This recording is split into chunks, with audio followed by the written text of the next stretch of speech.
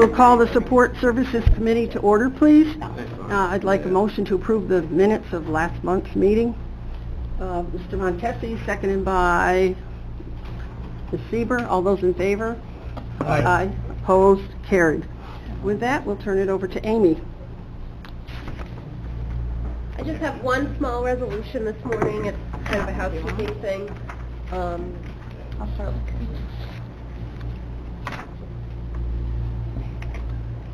Last year we did a resolution for legal matters relating to General Municipal Law 207C with Koppel and Gerhardt, the law firm in Binghamton. We put a limit in there. We're going to need to exceed that limit. When I spoke with purchasing a few weeks ago, she said this is actually under the legal exemption for under the purchasing policy, so I'd like to amend that resolution to take the limit out. Could we have someone bring that to the floor? I'll bring it to the floor. Mr. Leggett, seconded by Supervisor Montesi. Yeah. Open for discussion. And I'm just trying to... Ms. Sieber? Okay. No, go ahead. Just trying to get a feel and an understanding of why we have exceeded it and what is the issue again? Maybe the 207C. This firm is working on a couple of retirement applications for our Sheriff's Department. 207C is a general municipal law that pays the officer's salary when they're out for workplace injury. We applied for retirement. They were denied, and this firm is working on the appeals of those. Just the cost of two of them for legal fees, we had $5,000 in there. That's not very much for legal fees. Is going to exceed that this year. But the cost of not doing this would far exceed filing for the retirements and pursuing the appeal. Well, Ms. Sieber next, please, then Ron. Thank you. Just two questions. One, are we putting a cap on it in some capacity, or is this going to be like go to whatever dollar amount you want? And secondly, why aren't we using a local firm? We do use a local firm for our workers' comp. This is a specialized area of law, so we have used this firm in the past. And because of the exemption, I'm not putting a cap on it, but I'll monitor them very closely, like I do all payments. Mr. Montesi? So, just explain it to it again. There's two officers that are disabled, Correct. and we would like to have them retire. Correct.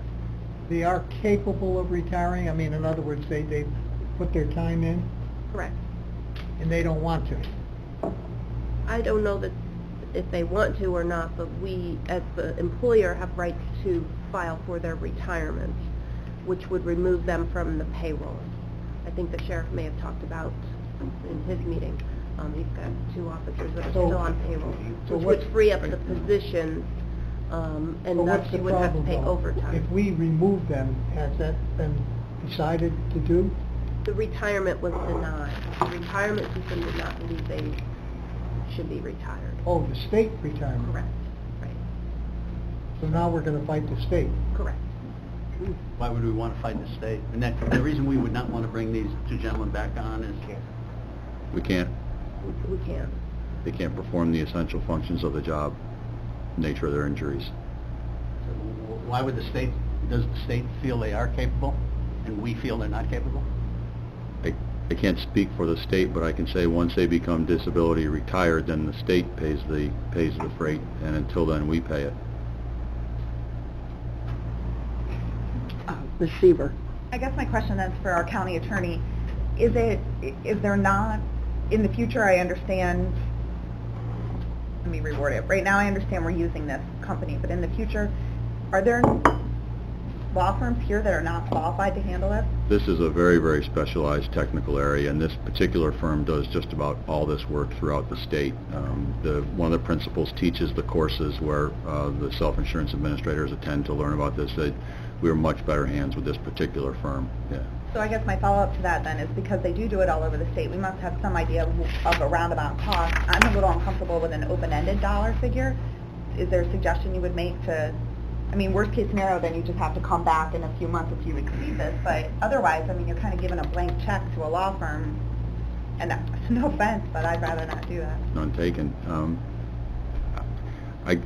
don't know where this has been so far, but I don't think a cap that Amy thinks is reasonable for the next 12 months or so, that she can come back and, if it's exceeded, report to you. I don't think that's unreasonable.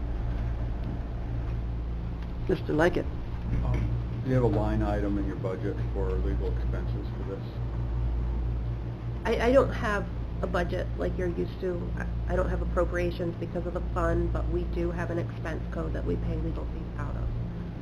So if it exceeded a certain, so you probably have an amount in that? No, because I don't have appropriation. Okay. Because so we it's all pay these under the .4. claims, so it's as needed, and we monitor and adjust claims, but it's not like what you're used to with other departments where you have X number of dollars put aside. We have a fund, so all the money's is in that fund, and we only put them into codes when we use them.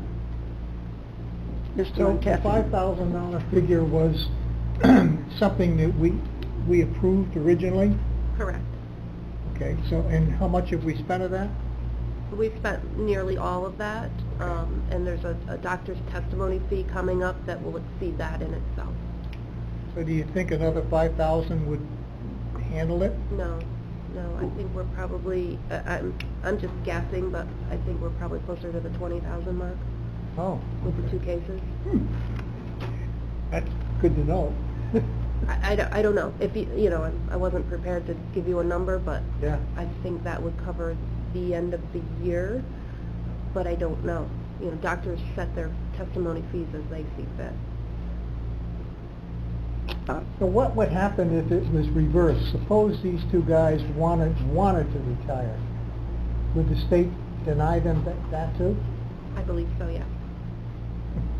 Okay. Mr. Conover? That's because they'd be exercising that via a disability type of bridge. In other words, if they meet the minimum requirements for retirement, I don't know how retirement would reject it. Apparently, the retirement system does not feel they meet the minimum requirements. So they may not meet the minimum age, they may not meet the minimum age requirement for retirement purposes. I don't know if the age is the question or ability to work is the Somebody question. to work. Well, if you're vested, and you meet, if you're vested and you meet the minimum age requirement, whatever requirement you have to meet. It's not an age-related retirement, it's a disability retirement. That was my point.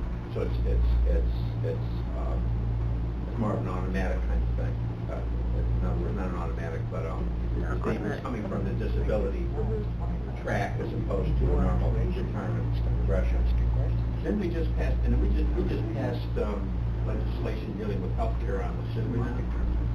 We did. We clarified the procedures under the contracts involving corrections officers and patrol officers regarding the 207C benefits while an officer is out on leave. In these particular cases, as I understand it, the state is arguing that they are not disabled within the meaning of the requirements to get a disability retirement. So that's the fight. Go ahead. The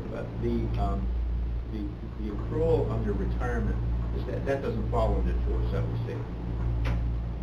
In other words, the continuing to earn the 2% each year, that's apart from 207C, or is that part of 207C benefit? I don't know where that stands on, I don't know whether you accrue time in the retirement system while you're out on 207C. In these cases, it's about whether they can get disability retirement as opposed to traditional age and service time retirement. So that's the fight. Do we know? Do they continue to accrue under? I don't know that. That's outside of my realm. Sure. I'm just curious. Yeah, I have no absolutely. point. All right, Mr. Leggett? Okay. So, just to clarify, we are following up with attorneys to solve this problem. The problem of two individuals on long-term 207C needs to be resolved. This is the way to resolve it. And you've gone forward, gotten a medical side of things as well, and now we're proceeding. So, and this is a situation where it's been going on for years now. So, and this is one, in the disability retirement, it's the one way for the county to resolve it. Okay. We've brought the motion to the We've floor. brought the motion to the Right, in a second. floor. You know, and as nice as it is to tidy it up with most things, you are working out of a special fund. It's a fund that all the towns contribute into, and this job needs to be done. And we will save money in the end if we're successful, correct? Correct. I agree with Mr. Leggett, but Mr. Montesi? Just one last question. With the amount of different positions at the sheriff's office, it doesn't seem like we can't find a place for these guys, even though they may not be able to perform as a patrol officer, but I don't know. I've tried to work with the sheriff, and, you know, you have bargaining units as well, and he's advised there's nothing there for them. That's out of my Ms. Seaver? I guess my only point with putting the cap on it, one is again, just an ability to have this unending number that could go for legal fees, but also by putting that cap on it when the board initially did, it created this dialogue for you to come back, talk to us about it. I don't think it's hindering your ability to move forward in terms of getting things done. Perhaps what we could do is, if the two of you who made the motion would be agreeable to that $20,000 number that you provided, and then if in fact you got close again to needing that, I mean, it would be nice to have that update and find out what's going on. And but I think just having the data in front of us on what, I know the medical is subject to change, but like any other expenditure, it would be nice to just kind of know, moving forward to the best of your ability, what it may or may not cost. But I think this was really helpful, but I don't know if you're agreeable to... Well, how about the people who made that motion? Do you want to put that cap on at 20,000? Well, I seconded it, but if Craig does, I'll go. Craig, do you have a... I really think we should let the department kind of handle it? proceed and handle it, but request for updates on how this is going and the progress of it. Okay. Ron, do you have a That's problem with fine, that? Well, I just feel Amy's definitely going to come back to us when, you know, she gets to a point that she feels, I need to go back and fill them in. So I don't think a lot's going to happen that we don't know about if we don't put that $20,000 cap on. That's just my feeling, but... So we're going to move forward to vote on the motion that was made by Craig, seconded by Ron. Any more discussion? Mr. McDevitt? Yeah, I don't feel comfortable moving ahead with it. I'm going to vote no on this issue. Basically, I like Ron's suggestion that we ought to find him a home in the sheriff's department, so I don't feel comfortable. Do you want to say anything, Kevin? Even with Well- the cap? Excuse me. Can I just chime in here? Yes. These people were corrections officers, and there are no light-duty jobs in corrections. That's the reason why they can't put them in the comm center, you know, you can't put them in any of those centers over there, so that they do not have any light-duty jobs for these two officers. That's why Good to know. it was going this route of early retirement. And I don't think they oppose it. The more questions we ask, the more we learn. Okay, so the feeling, I guess we need to vote on it. So, all those in favor? Aye. Opposed? Peter and Rachel? Amended idea, but I see your point, Craig. Okay, so... I'll make a motion For? to bring it back with a $30,000. No, wait a minute. Wait, That motion We just passed the other one. it's 2 to 2. No, it was 2 to 3, right? 2, Two. and I... Yeah, Passed, right. okay, sorry. Right, that's I didn't okay. think it passed. Okay, so... Oh, and I thought you were just being nice. Okay, so, I guess that's it, Amy. Okay, thank Just you. keep us informed, please. Will do. Thank you. I'm glad we had the discussion. Maybe she's in the hallway.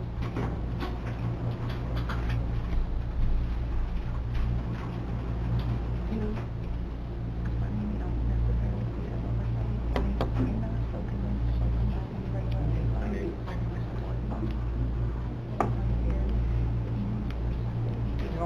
questions you asked, the better informed.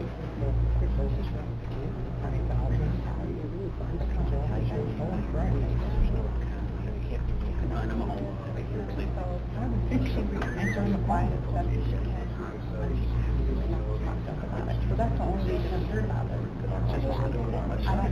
Now, what I would suggest is that she put it as a pending item on her agenda and not let it die. Unless they're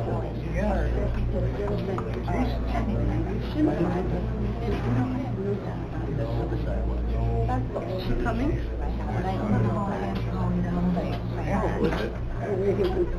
Then I saw her when I came in, and she knew she was coming. Maybe she thinks it's later. You know, We're just waiting on the county clerk suicide here. watch. They sit outside the cell and watch the guy. Yeah.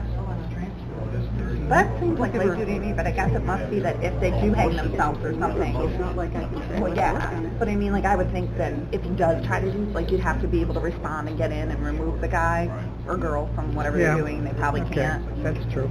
But I'm surprised they can't push them over into sheriff's or somewhere else for light duty. Or like, answer the phone.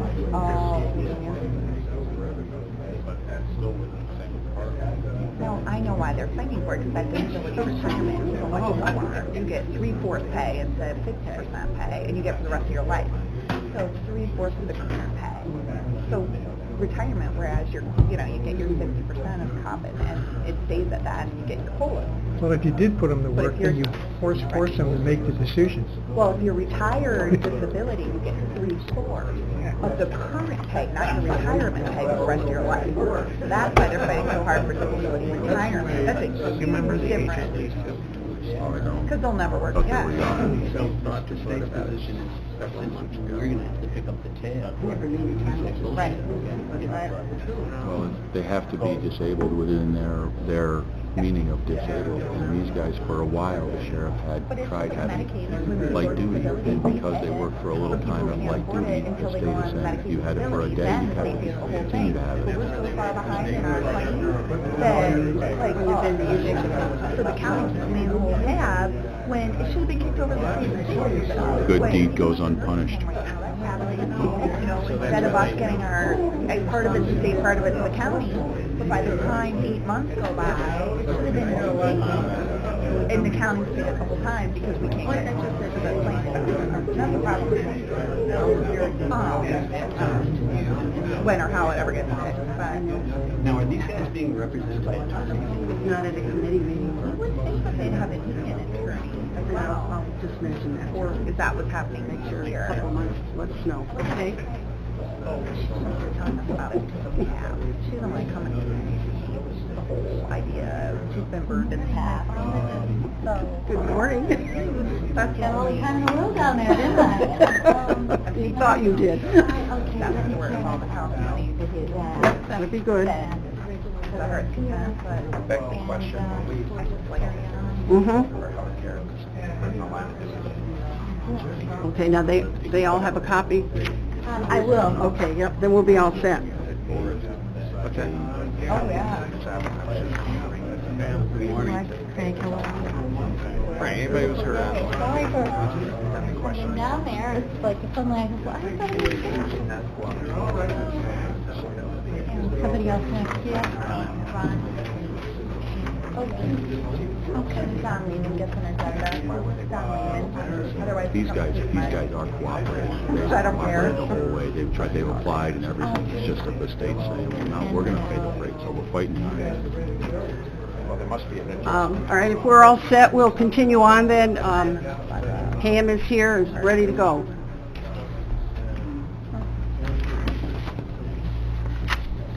Good morning. Good morning.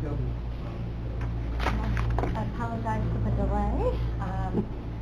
And hoping that we are all soon to enjoy a very full and beautiful day. Thank God summer is finally here in Warren County. Delightful weekend. A couple small items, important items though, for the County Clerk's Office, DMV. You've seen these before. We had two part-time positions, one in County Clerk and one in DMV, that came up during this past year. we approved those back in January, end of January. We were in the process of also filling full-time positions. So our energies actually have been in those 4 positions that we've had to fill in the last year. 3 of those full-times were just the last 6 months. So we also had some, and obviously the training of those required full-time attention too. But these positions have expired. They've been previously approved. They have been expired as far as the 6-month time frame. And so what I would ask, and we're in a much better position now to move forward on these, to approve the filling of the notice to fill for the recording clerk part-time. I believe that's a 1,000-hour position. And also the motor vehicle license reg clerk part-time, and that is 1,040 hours. Neither of the positions involve a benefit package. And both positions are designed to be in accordance with the department's needs in filling them in terms of the timetable. So I would ask that we approve the notices to fill and extend them. All right, someone like to make that motion? I'll move 1 and 2. All right, a second to that. Supervisor Montesi, any questions? All those in favor? Aye. Aye. Opposed? Carried.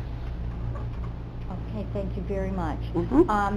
The next item and final item is a transfer of funds from 1410 County Clerk 130, which is part-time funds, to overtime. We had set our budget for 2000 in when we started 2017 for overtime. Almost all of the overtime for in the county clerks involves B&B. It runs as a 9-hour day, and you typically have to have your supervisor there and extend, so we overlap. Now those supervisors also have vacation time, and we've also had a very, very high volume June and July. If you come through for meetings, you may have noticed it. A little quieter the last couple weeks, but certainly if you just check with any of our staff as well as the security that's been watching traffic flow and everything, it's been a very, very busy time, so there were times that we actually had to go to that overtime. So last year we did $27.99. That was our overtime for the county clerk's code, and basically it was all D&B. And so this $700 will put us within reach of that, and I'm very hopeful that we will certainly be within that final amount as far as the overtime setting. It's not a terrible amount for a department such as D&B that generates this type of traffic, the type of income and revenue that it does. However, but it is also important. So. Right. All right, would someone like to bring a motion to the floor to approve that? Mr. Montesi, seconded by Mr. McDevitt. Any discussion? All those in favor? Aye. Opposed? Carried. That's it, Pam? That's it. Thank you, and have a Thank great you. day. Anyone from the committee have anything they want to bring to the floor? No? Anyone in the audience have anything? Then we will entertain a motion to adjourn this meeting. Supervisor Leggett, seconded by Supervisor Montesi. All those in favor? Aye. Okay, thank you.